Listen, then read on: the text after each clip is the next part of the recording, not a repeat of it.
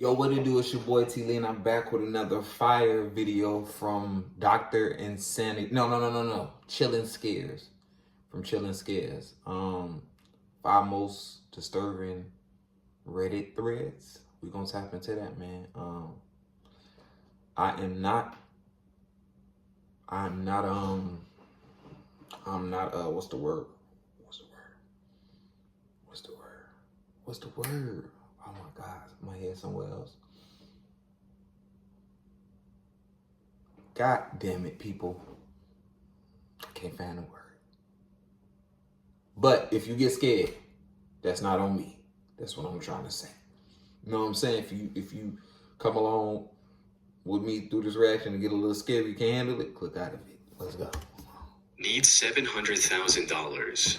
On November 6, 2015, a Reddit user named Bangarang made a deeply concerning and odd post on the site reading, "Need $700,000. What do? I need it by January 2016 or I'm dead from the mob. What are my options though?"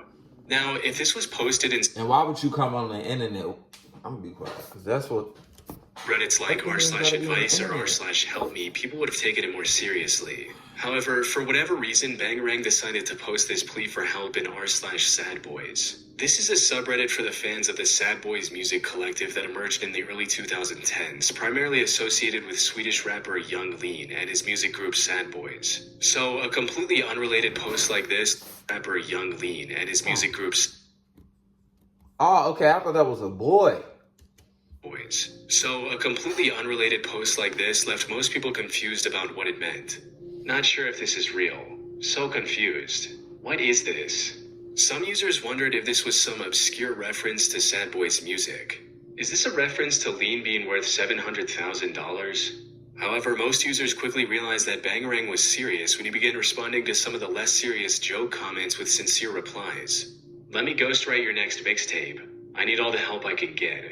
But that's when the post took a disturbing turn. One user jokingly told the OP to end it by jumping off a bridge and shoot himself while falling. However, instead of getting offended, Bangarang replied with something that made everything way more unsettling. "Think they'll get to me before I can make any moves." Alongside this, he posted a link to an eerie photo, a group of men standing in the middle of a street with multiple cars lined up behind them. The way the photo was framed suggested that OP took it while hiding in the bushes, as if he was watching from a distance, afraid to be seen. At this point, people wanted answers. And after some back and forth in another thread, Bangarang finally explained what had gotten him into this situation. "Was involved in a fight where an 18-year-old kid was killed. I was on drugs and had a bad temper. I was always protective of my friends, especially John. John was in a band and was taking off. He had a Facebook page, so he deactivated it. He made a new one. One of his friends that made a new one got real mad that he deleted the old page and thought he didn't want anything to do with her or his old friends because of the new fame and band.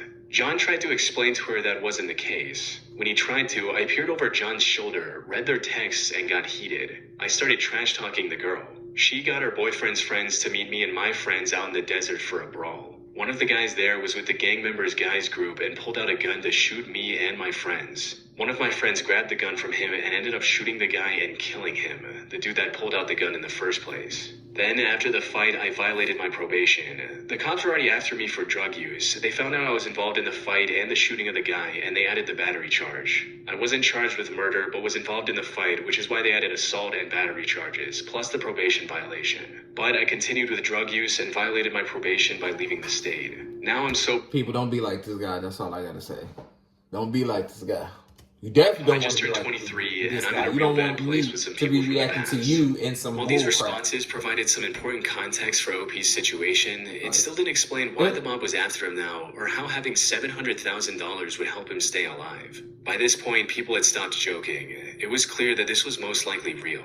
One user finally spoke up, saying what everyone else was thinking. "First of all, why are you posting this here? Second, run, get out of town." To which OP replied, "I got no one." After learning about his sheer helplessness, user PizzaMan2345 chimed in with some detailed and practical advice to help Bangarang escape with his life. Get yourself into jail and tell them to safely escort you to an airport afterwards. If you warn them about the mob and spread the word, the police will look stupid if you die soon afterwards. Then, if you do get to the airport, take several planes to several places and settle down somewhere far away. No matter how uncaring a police department is, they should listen to your plea for help. It might also help if you have a writer friend who can tell the whole story if they don't escort you. Let the police know as a last resort that they will be flamed online for not dealing with the mob themselves and for letting you loose, only for you to die right after. This of course involves you being in jail for a while, which if not the case leads me to say that you should simply leave the country now. Use your head, don't drug your problems away, either work hard and loan the rest or just run. Unfortunately, we'll never know if this advice helped him or not. A day after making the original post, Bangarang stopped replying to any more comments and hasn't posted anything on Reddit since. As for if the story was legit or not, we have no way of knowing for sure. The Bangarang account was likely a throwaway since it was created the same day as the post. I also tried reverse image searching the picture he posted, and while there are many similar looking images online, I couldn't find anything that matches the OP picture to a T and predated the Reddit thread. And since Bangarang didn't provide any clues about his location, I couldn't find any relevant news articles from that time either. Most users under the original thread believe the OP was likely caught and killed by the mob. However, it's been over 9 years since the original post with no updates since, and I doubt we'll ever learn the truth. Dog Operation. On the 31st of March, Reddit user City, State posted a disturbing entry on the Reddit Bureau of Investigation subreddit. The title of the entry was, "What could have been the reason why someone operated on my dog?" It read, "I originally posted this to another sub, now deleted, and was insisted that I repost this here instead. I live alone in a suburban area, and when I go out, whether it's for work, social gathering, shopping, or whatever, I leave my dog, he's a Labrador, to play in my backyard with plenty of food and water. He's a pretty healthy dog, normal weight, and had nothing wrong with him. I would say I live in a pretty safe neighborhood and never had anything bad happen to my dog while I was away. Yesterday, I came back home from work in shock to see that my dog had been stitched up. In shock, I immediately rushed to him, called and took him to a vet. I visit the vet for checkups, so the vet knows him. Strangely, the doctor who was inspecting him said that whoever was operating on him actually did a pretty good job, and for whatever reason took out part of his fat. The wounds are of both his lower and upper belly, pictures here. Luckily, he isn't in any danger, but the doctor said he would be in some pain for some weeks, normal for wounds. I was prescribed painkillers and antibiotics for my dog. I was also given a cone for him to wear so he wouldn't lick his wounds. Naturally, I asked him if a Labrador came into the vet today, as in yesterday, and he and the receptionist said no, and they said to their memory it's the first time they saw my dog that day. So this got me and my doctor thinking, either someone operated on him or someone took him to another vet and got him operated for whatever reason. In the meantime, I have reported this to the police and have called other vets around my town, and no luck as of yet. Due to this, I am still unsure what could have caused this. Who and why would someone take parts of fat out of my dog? I don't have any enemies nor any past relationship partners come to mind who may do this. I've also spoken to some neighbors, and they said they didn't notice anything strange around the neighborhood or near my house. I also don't have any cameras. People on Reddit quickly began speculating on what could have happened. Some wondered if this was the work of a medical student looking to practice, or a budding serial killer. However, neither of these makes much sense. No sane medical student would risk ruining their career by operating on a random dog when there are safer options like ethically sourced cadavers. As for the potential serial killer theory, why would they cut open a dog only to stitch it back and return it to the owner instead of just disposing of the body? But there were some more reasonable theories as well, stating that the dog must have injured its stomach while jumping over the fence. Someone then saw the wounded dog and took it to the vet for treatment before leaving it back in OP's yard. Or maybe the dog successfully jumped over the fence only to get hit by a car, and the person driving the car took it to the vet and dropped it off after the operation. However, a major flaw in both theories is why the person who took it to the vet didn't leave a note explaining the situation. If it was an accident, maybe the person didn't want to get in trouble. But even then, leaving an anonymous note would have been the right thing to do. Some users also consider the possibility that someone might have shot the dog with a pellet gun, either by accident or on purpose. A comment from user Banana Phone quickly rose to the top as it offered a more plausible explanation for what might have happened during the OP's absence. That rubber thing sticking out appears to be a Penrose drain, which is most commonly used to allow a wound to weep and drain through the hole where it comes out of the skin, which prevents the skin from closing into a pocket and turning into a huge infected abscess, which requires secondary treatment and antibiotics. This is most commonly seen in my personal professional experience after bites from another animal, as the bacteria in dog/cat mouths can be difficult to totally disinfect after the fact and often leads to abscesses. While the general consensus is that dog mouths are cleaner than cats, there's still plenty of bacteria in your average dog's mouth that could lead to infection. That drain will need to be removed in a few days to a week after the risk of infection is passed. My guess would be, with the size of the incision, another dog got into a fight with yours, whether it jumped the fence into your backyard and picked the fight itself, or somehow your dog was accidentally able to be out of his fence, and the owner felt guilty but did not want to get sued or put their dog down. I double this hypothesis because if they put him back, they knew where he lives, and that means he was probably inside the fence when the incident occurred, and hiding the conflict probably means his dog has a history of aggression, to the point where it jumped your fence and attacked. I suspect a pellet/gunshot less because anyone who would shoot a dog in its own yard is probably not going to have the moral compass to get it treated. Another user, Decent Writer, also backed this theory with a personal anecdote reading, "I'm almost 100% sure someone who has a dog with a bite history attacked your dog and they did not want to get caught. I have a dog with a bite history." Alright, man, we're doing this, dogs. About the situation. Fence is about half these fur. Y'all just yapping. Plus, no other mountain bones. Been examined by the police and myself, and we couldn't see anything out of the ordinary. The police said they will be going around to see for any other footage. However, with this additional information, the OP mentioned something that made many people question whether any of this was real to begin with. They mentioned that they were gone out for work from 10 a.m. to 3 p.m. for 5 hours, which is not typically enough time for someone to take their dog to a vet, get a complete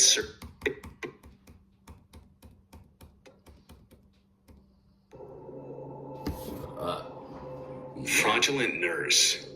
On January 16th, 2021, user Pagan Princess 22 made a Reddit post recounting her strangely terrifying experience at a hospital. The post read, "A woman posing as a nurse stole my blood from an Indiana, USA emergency room in 1996 or 1997 when I was 5 or 6 years old. Hello everyone, I'm not sure if this is the correct place, so please feel free to direct me to a better subreddit if there is one. I've flared it as a cold case because it happened 23 years ago, but there were no charges filed, to my recollection, and I don't remember a case being made from it. This is a strange story, and I was 5, maybe 6 when it happened, so I don't have a lot of the details. I had recently told my younger sister about this story, and she encouraged me to look into the incident more and see if I could find out either who this person was or if there was a larger pattern of behavior during the time frame. I'm interested in any information you all have to offer / can find on the matter, as I truly just want to satisfy some curiosity. I'm 99% sure any statute of limitations is up, and I'm not interested in reporting something so weird and from so long ago to the police for them to tell me there's nothing that can be done. Now onto the story. When I was around 5 or 6, I got a pretty bad nosebleed that wouldn't stop.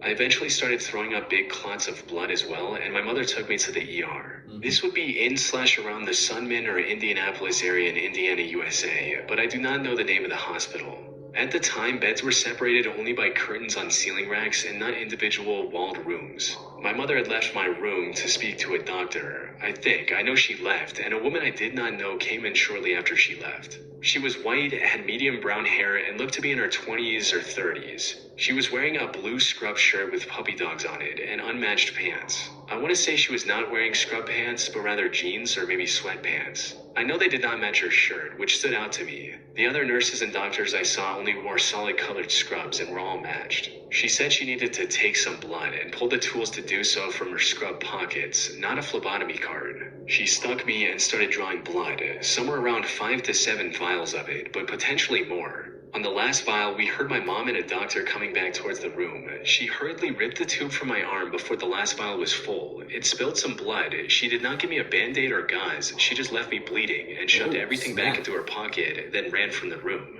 She ran to the left, and my mom and doctor entered from the right. The doctor said a nurse would be with me soon to draw some blood and run some tests. I told him a lady had already taken my blood, and he asked what she looked like and where she went. I described her. He turned wide-eyed to my mother and said, "They can sue that hospital." Let me know in the comments what you think about this one. Now this is kind of iffy.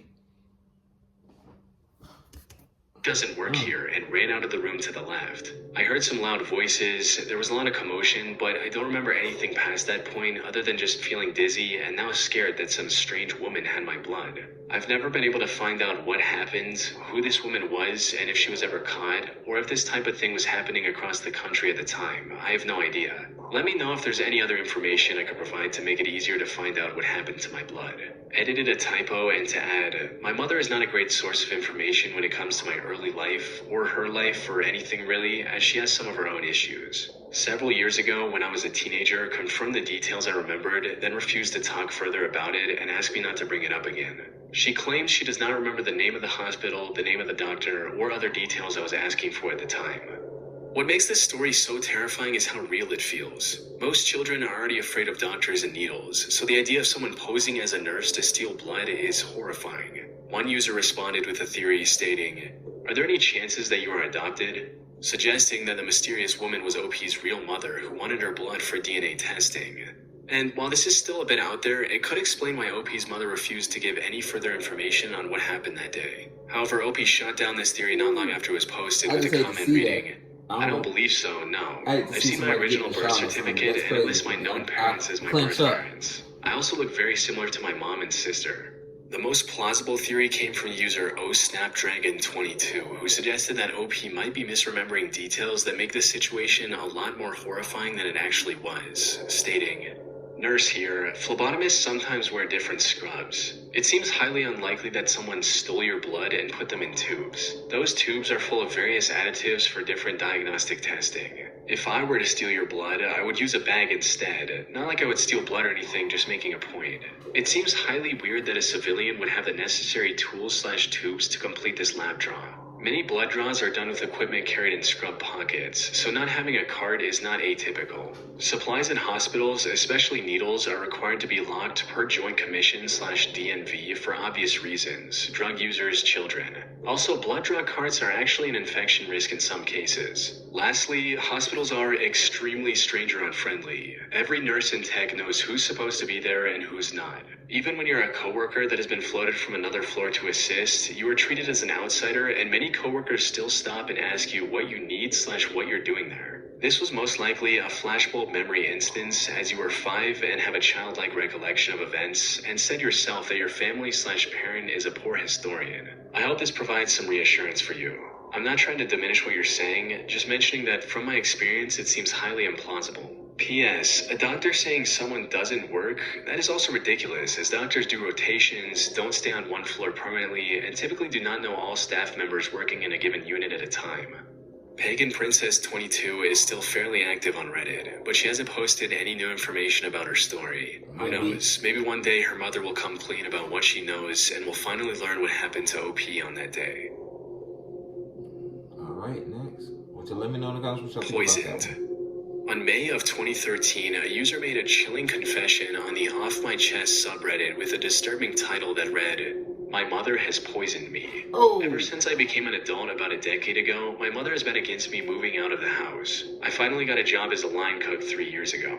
My mother and the rest of my family, which includes my sister and father, has been against it, mainly saying that such a job cannot sustain me," which was true. They also said I would hate working, which turned out to be false. About a year and a half later, I quit due to health reasons. The following spring, I got a new job as a computer programmer. While they seemed supportive at first, my mother and sister, who I lived with, gradually became hostile. Eventually, I moved out of the house. About a month later, I lost my job, and about 3 months later, moved back home. Everything was cool at first, but as I was getting calls from recruiters and going to job interviews, they gradually became more hostile again, accusing me of being distant and not caring for them. However, they seemed to be very controlling and hateful of the fact that I wanted to move out and wanted a decent job. So last month, I finally got that job as a computer programmer again, but it was out of town. I had just enough money to relocate to the new city. They became very hostile starting a few days before I left, accusing me of not loving them, of hating them. On the day before I was scheduled to leave, my mother gave me 2 of the styrofoam ramen noodle cups and tore that cardboard covering that normally comes with it and threw it away. I was suspicious that they would try to sabotage my life, so I was careful in not trying to anger them. She gave me a few more food items, which I didn't use, to take on the trip with me. When I arrived at my new city and entered my hotel room, I chilled out. I was to go to work the next day, so after the first day of work, I ate a cup of ramen noodles and felt ill. I knew that feeling because my sister fed me something that made me feel the same way in late 2011, which I then assumed was because of my recent illness. I felt weak, lightheaded, and short of breath. I drank water to make me feel better because that's what I did last time that happened to me. Over the week, my mother kept calling me, making sure to remind me to eat my ramen noodles. I was short on cash then, waiting for my... That's crazy. It really be your own people. It really be that, and like some people just want you to stay at one level in life and don't want you to level up. Paycheck. I never told her that I ate it. I suspected then that I had been poisoned, and after doing some Googling, I believed it was cyanide. Now, that is something that you should never have to think that your own mother would do that to you. So I resisted that thought because I simply could not bear to think that. So I went to cyanidetest.com and ordered a kit, and I tried it. Now, look at the graphics and the video on this page. Now, here are the results of my test. I guess I'm going to have to call the cops, and I will never speak to my family again. The results exposed the truth the OP desperately didn't want to believe. He was being poisoned by his own family. Thankfully, the amount of poison in 1 cup of noodles wasn't enough to be lethal. But eating that second cup could have easily delivered a fatal dose. Luckily, he was able to escape with his life. After reading this post, the vast majority of people urged OP to contact the police and stay away from his family. And that's exactly what he did. Unfortunately, the police weren't as helpful as everyone would have hoped. Update 8:45 a.m. I am currently in Topeka, Kansas. I work downtown in a government office building which has a police department. I visited the Capitol Police Station here and spoke to an officer. I showed him the evidence and he said he could do nothing about it since the package was opened and might have been contaminated. So does anyone have ideas? Had things ended here, this could have gone down as one of the most unsettling mysteries in Reddit's history. But unlike other disturbing Reddit threads, this one surprisingly had somewhat of a conclusion. You see, even though this was a throwaway account, OP returned to Reddit in October of 2013 and gave an update on his whereabouts. I was only able to file a police report, but only that so far. The police do not have enough evidence to investigate. I've gotten no contact with my family. I currently live in a cheap motel in Topeka, Kansas. Yesterday, after getting home from work, I work for the Kansas state government as a software developer. The lady at the front desk told me that my mother called them to speak to me. For security reasons, the motel needs both the name and room number, and my mother didn't have my room number. She didn't even attempt to call my cell phone, which makes me believe that she just wanted to know if I was staying there and where. And a few months later, he posted one last comment assuring everyone of his safety. And by the way, I have moved out of state since making my last thread with this account, and am doing very well with a nice job, and am in better health. To think that this story would have taken a much darker turn if the OP hadn't grown suspicious of the food his own family gave him on his way out. They was trying to end my boy. They was hating. Missing coworker.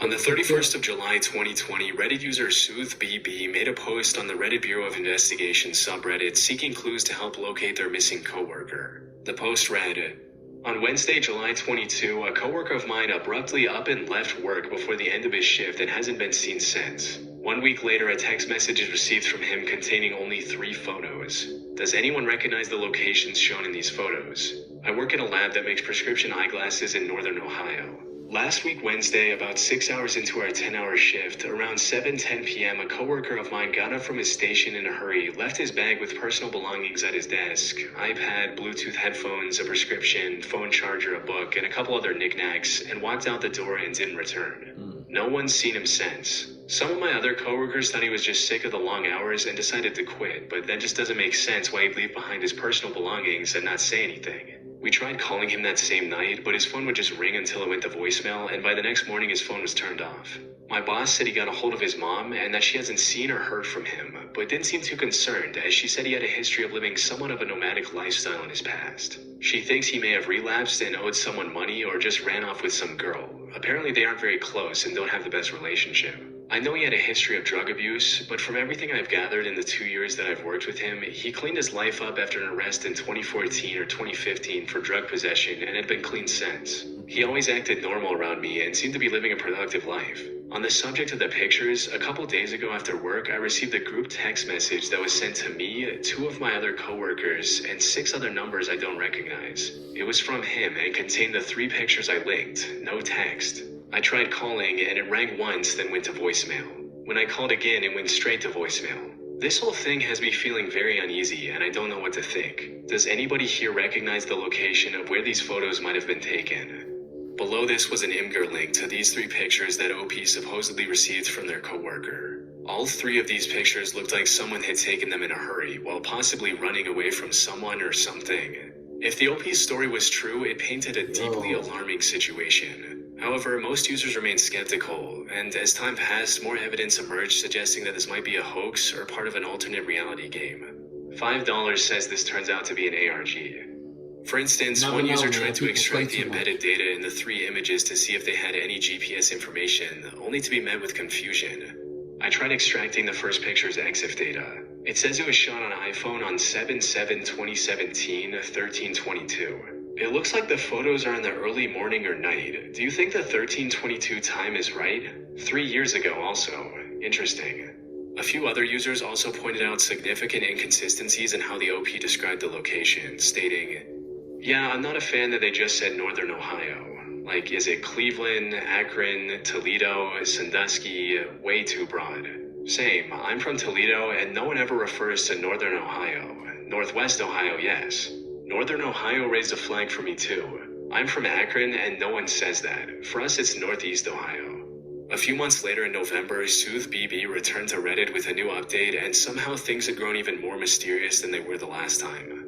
I wish I could say we found him or at least closed up any loose ends, but I can't. Shortly after the thread was closed by the mods, a police report was indeed filed. However, in mid-September, I was one of several people that were laid off from the lab we were working at, so if there were any updates on his case after that time, I'm not aware of them. I've done several searches of his name since I left the company to see if any media outlets reported on him, but I personally haven't been able to find anything. The OP also attempted to deny the allegations that the whole thing was made up.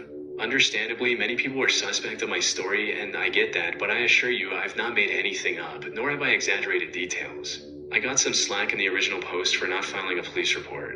I realize now that even though nobody else was willing to, I should have stepped up and done it myself. At the time, my perspective was that because I don't know this guy on a personal level outside of work, it really should be up to someone closer to him to do that. But rest assured, a report was filed. Some people did try to take things seriously and even pointed out the strangely timed layoff. I know this might be far-fetched, but could your former company and boss somehow be involved? The guy disappears from work, your boss tells you shouldn't worry about it, take his belongings and refuses to access them to help find the guy. Then your boss says he filed a report, but apparently he never did, if the name doesn't come up in the databases. And finally, knowing you are investigating and possibly asking too many questions or drawing too much attention on the case, he fires you and never contacts you again about this case. However, due to the inconsistencies in SoothBB's story, the overwhelming majority of users were convinced this was just an attempt at an ARG. I still think it's an ARG. What's the ARG? I hope it's an ARG. No offense, OP. But we will likely never know for sure. Unfortunately, shortly after posting this update, SoothBB deleted their Reddit account, leaving us with no way to uncover the truth. That's crazy. That's crazy, man. Let me know what's the ARG in the comments. And let me know in the comments what y'all think, which one was the most disturbing one to you. Appreciate y'all for watching. You already know we're on the road to 100K subscribers. And I'm out.